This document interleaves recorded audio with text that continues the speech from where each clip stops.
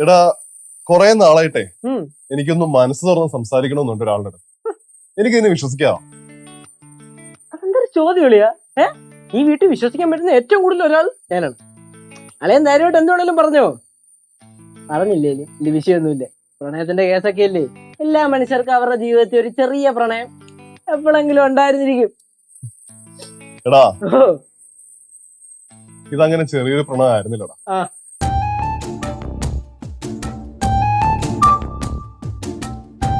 ചെറിയ പ്രണയം അല്ലേ?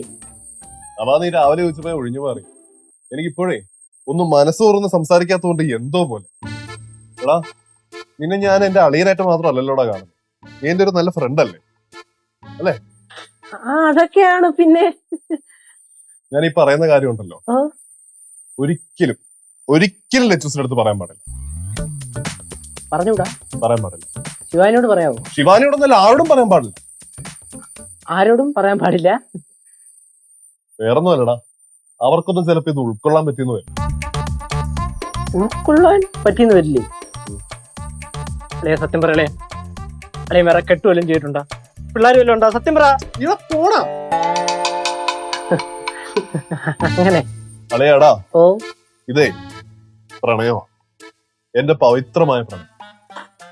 സത്യം പറഞ്ഞു കഴിഞ്ഞാലേ എന്റെ കോളേജ് ജീവിതം വസന്തമാക്കി നോക്കണം.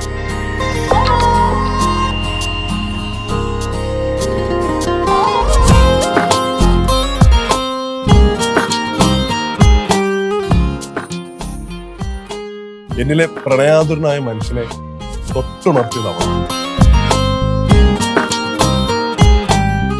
അളിയാ, ജീവിതമേ ഒറ്റപ്പെടലല്ല, ഒത്തുചേരലിന്റെ ഒരു ആഘോഷമാണെന്നുള്ള തിരിച്ചറിവ് പോലും തന്നത് അവളാ.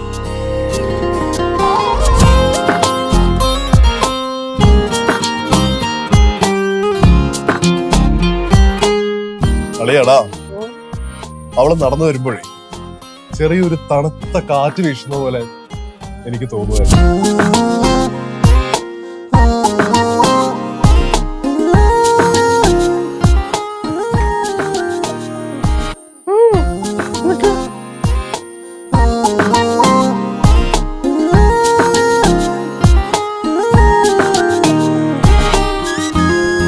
അവളുടെ സംസാരം ഉണ്ടല്ലോ അളിയാ, മുത്തുപൊഴിയുന്ന പോലെ. അങ്ങനെയല്ല അല്ലേ അളിയാ? കറക്റ്റ്, ഇതാണ് പറഞ്ഞത്. ഒരു ആണിനെ ആണിന്റെ മനസ്സ് മനസ്സിലാവത്തുള്ളൂ. സത്യം പറഞ്ഞാലുണ്ടല്ലോ അളിയാ, അവളെ ഒരു ദേവതയാണ്. അളിയാ അപ്പൊ എന്റെ ചേച്ചി? അവള് ഒരു ദേവത. അളിയാ എന്നാലും അളിയന് ഇത്രയും വലിയൊരു സീരിയസ് പ്രണയം ഉണ്ടായിരിക്കും ഞാൻ വിചാരിച്ചതേ ഇല്ല. കുഴപ്പമില്ല. അളിയാ, അങ്ങനെ കോളേജിന് തുടങ്ങിയ പ്രണയം വിവാഹാലോചന വരെ ചെന്നു. പക്ഷെ അവളുടെ വീട്ടുകാർക്കേ ഞാൻ സെറ്റിലായി കാണണമെന്നുണ്ടായിരുന്നു. അതുകൊണ്ടാണ് സത്യം പറഞ്ഞാൽ ഞാൻ ദുബായിക്ക് പോയത്.